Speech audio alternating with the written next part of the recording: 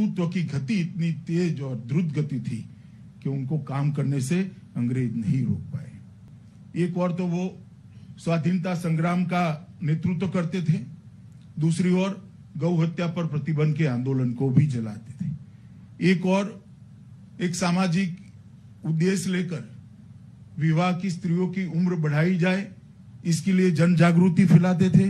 दूसरी ओर केसरी और मराठी का संपादन कर राष्ट्र भावना को जागरूक करने का काम करते थे। एक और बंग भंग का महाराष्ट्र के आंदोलन का नेतृत्व करते थे, तो दूसरी ओर शिव जयंती और गणपति उत्सव, ये दोनों को उन्होंने लोक आंदोलन में कैसे परिवर्तित किया जा सकता है, इसका भी लोगों के सामने उदाहरण रखा और वहीं से भारत की आजादी के आंदोलन की दिशा और दशा दोनों बदल गई।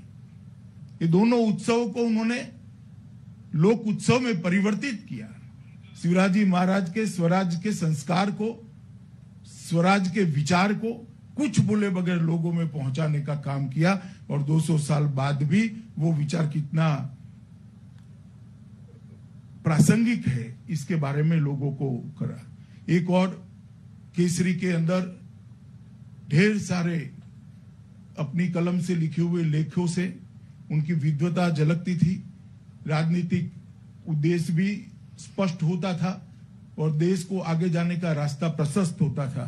दूसरी ओर गीता रहस्य जेल में लिखकर उन्होंने गीता के कर्म योग को व्याख्यायित करने का पहली बार प्रयास किया। आदिशंकर ने गीता के संन्यास भाव को लोगों के सामने प्रमुखता से रखा था और गीता संन्यास भाव के लिए ही व्याख्यायित थी। लोकमान्य तिलक ने गीता रहस्य, गीता की टीका लिखकर उन्होंने गीता के अंदर पड़े हुए कर्मयोग को लोगों के सामने रखने का काम किया और संसार के अंदर काम करने वाले कई लोगों के लिए आज भी ये गीता रहस्य उनके जीवन का मार्ग बनी है। जी, अगर तिलक जी को समझना है तो उनके जीवन का बहुत गहराई से अध्ययन करना पड़ेगा।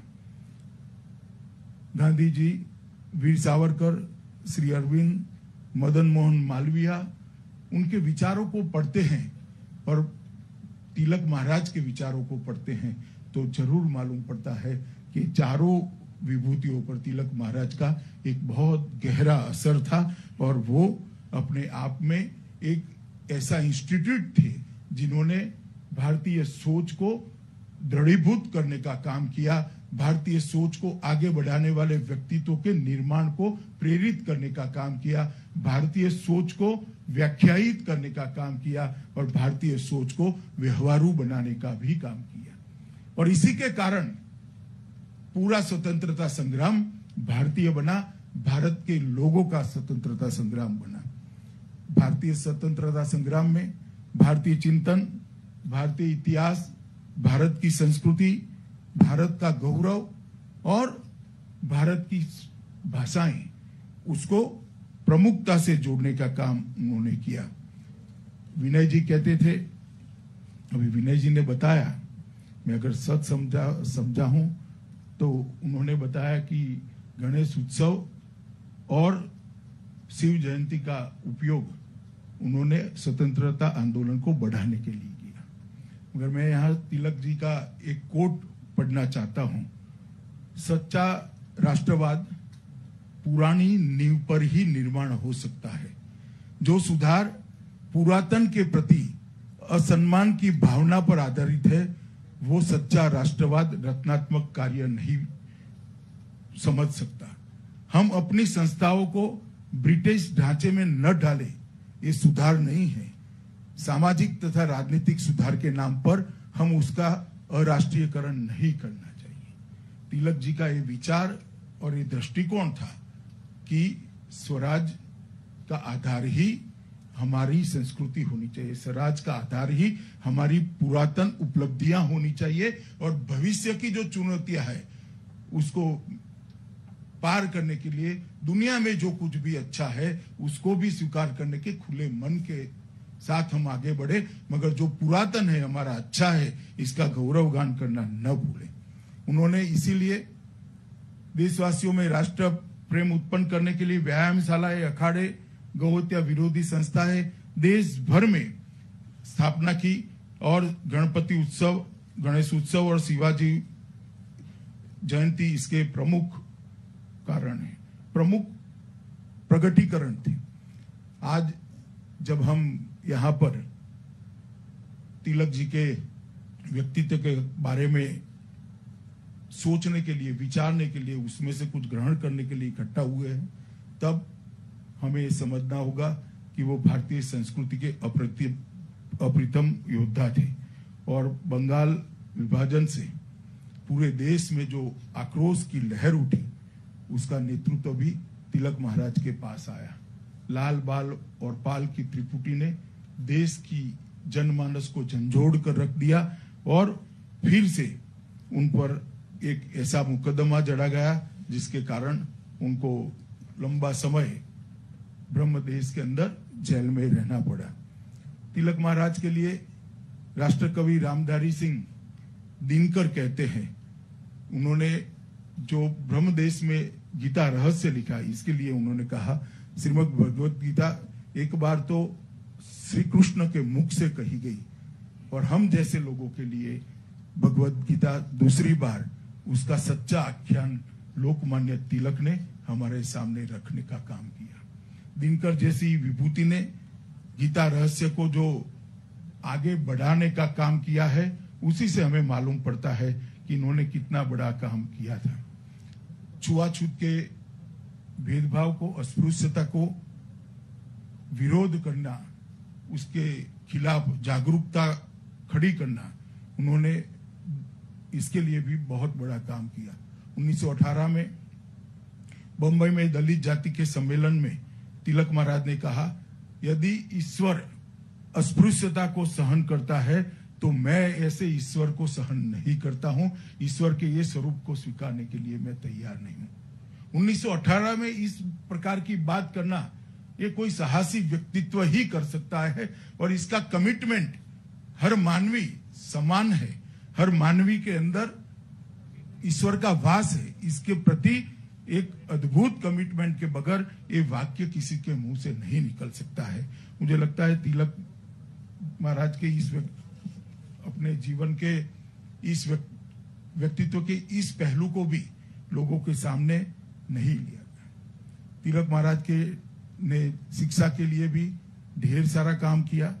महज 25 साल की उम्र में 1880 में न्यू इंग्लिश स्कूल नाम की संस्था बनाई और भी संस्थाएं उन्होंने इसके लिए बनाने के लिए जीवन भर वो काम करते रहे।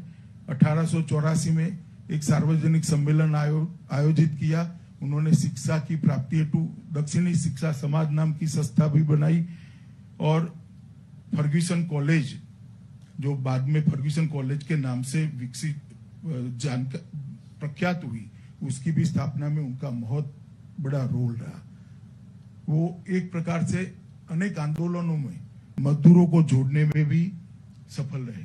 जब मुंबई में टेक्सटाइल मिलों का जमाना आया था, तब बस्तियां खड़ी हो रही थी और मजदूर वर्ग को राष्ट्रीय आंदोलन में जोड़ने में भी उनका बहुत बड़ा योगदान रहा और उन्होंने लोकल इंडस्ट्री के बढ़ावे के लिए भी ढेर सारा काम किया। देसी उद्योगों को पूंजी मुहैया कराने के लिए पैसा फंड नामक निवेश फंड शुरू किया। एक दिन की सैलरी पैसा फंड में देने के लिए उन्होंने आह्वान किया। इंडस्ट्रियल परिषदों का आयोजन किया। माचिस का कारखाना, ग्लास फैक्ट्री, टेक्सटाइल मिल जैसे लगभग 600 से अधिक व्यवसायों को खड़ा करने में, प्रेरित करने में उनकी बहुत बड़ी भूमिका रही और ये स्वदेशी के विचार से जुड़ी हुई उनकी गतिविधि थी। और तिलक जी की ही प्रेरणा थी कि वीओ चिदम्बरम पिल्लई ने स्वदेशी शिपिंग कंपनी की स्थापना कर अंग्रेजी को चुनौती दी थी। तिलक महाराज के व्यक्तित्व को समझना इतना सरल नहीं है। इसके लिए समय भी युवाओं ने निकालना होगा, अध्ययन भी करना होगा और उनके व्यक्तित्व के हर पहलू की गहराई में जाकर इसमें से तिलक महाराज के जीवन को समझने का प्रयास करना होगा। गांधी जी ने जब उनको श्रद्धांजलि दी तब कहा था कि वे जनता के अभिन्न भाग थे। हमारे युग के किसी व्यक्ति का जनता पर ऐसा प्रभाव मैंने नहीं देखा है जैसा तिलक जी का था। हजारों देशवासी उनके भक्त थे। यह कुछ असाधारण बात थी कि वे लोगों के आराध्य थे। तिलक महाराज की अंतिम यात्रा में भी गांधी जी ने पूरे रास्ते नंगे पैर उनके साथ चलकर तिलक महाराज को सम्मान दिया। वो गांधी जी की लोकमान्य तिलक के प्रति जो श्रद्धा थी उसको उद्घोषित करते हैं।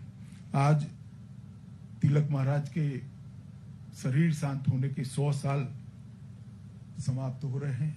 हम सब लोग देशवासी आज के परिप्रेक्ष्य में, सांप्रत समय में तिलक के विचारों को फिर से समझे, जरूर पड़े तो उसको पुनः व्याख्यायित भी करें और आज के सांप्रत समय के समस्याओं के समाधान, ढेर सारे समाधान तिलक के विचार से निकल सकते हैं, ऐसी मेरी श्रद्धा है।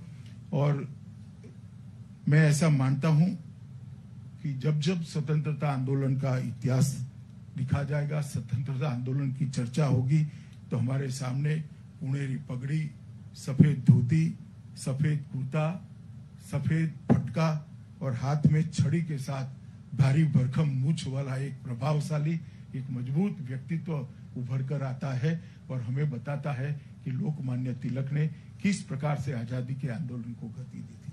आने वाले अनेक सालों तक तिलक महाराज के जीवन हम सबको प्रेरणा देता रहेगा।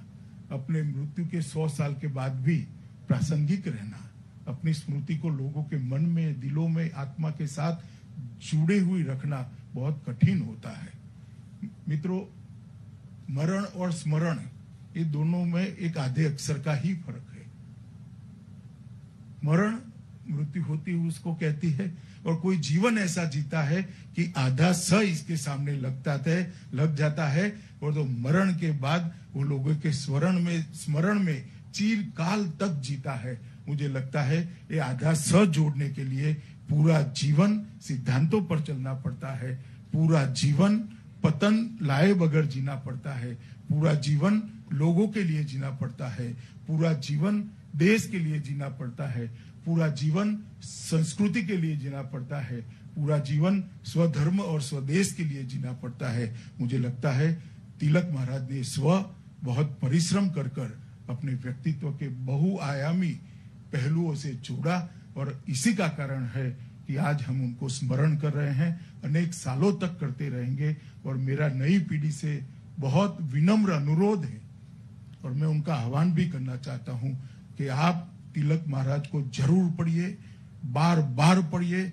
मेरा अनुभव है जितनी बार पढ़ोगे कुछ न कुछ नया प्राप्त करोगे, जो आपके जीवन को भी ऊंचाई देगा और आपके व्यक्तित्व को भी आकार देने में आपकी मदद करेगा। मैं आज जिस संस्थाओं ने ये एक दिन के पूरे वेबिनार का आयोजन किया है, उनको बहुत बहुत साधुवाद देना चाहता हूं कि आपने आज के दिन वेबिनार को आयोजित कर आत्मनिर्भर भारत का नरेंद्र भाई का जो स्वप्न है उसको तिलक महाराज के विचारों के साथ जोड़कर देश की जनता को प्रेरणा देने का एक जो प्रयास किया है वो स्तुत्य है, प्रशंसनीय है। आपने स्वभाषा का जो तिलक महाराज का जो अभियान था, स्वभाषा का तिलक महाराज का जो आग्रह था, कांग्रेस के अधिवेशनों में सब लोग उस वक्त भाषांतर की व्यवस्था न होने के बावजूद भी अपनी अपनी भाषा में बोले, इसका आग्रह वो करते थे। उसको नरेंद्र भाई अभी जो नई शिक्षा नीति लेकर आए हैं उसमें संस्कृत और भारतीय भाषाओं को आगे बढ़ाने के लिए और इसके आधार पर देश की नए विकास का नक्शा खींचने का जो काम करा है, इसके साथ भी आज मुझे लगता है वेबिनार तिलक महाराज की सभी गुणों को आने वाले नए भारत की रचना के साथ जोड़कर मुझ जैसे कई कार्यकर्ताओं को, हजारों लाखों कार्यकर्ताओं को प्रेरणा देने का काम करेगा। इसलिए मैं आप सभी को बहुत बहुत साधुवाद देकर और फिर से एक बार लोकमान्य बाल गंगाधर तिलक महाराज की स्मृति में विनम्र श्रद्धांजलि देकर मेरी बात को समाप्त करता हूं। वंदे मातरम।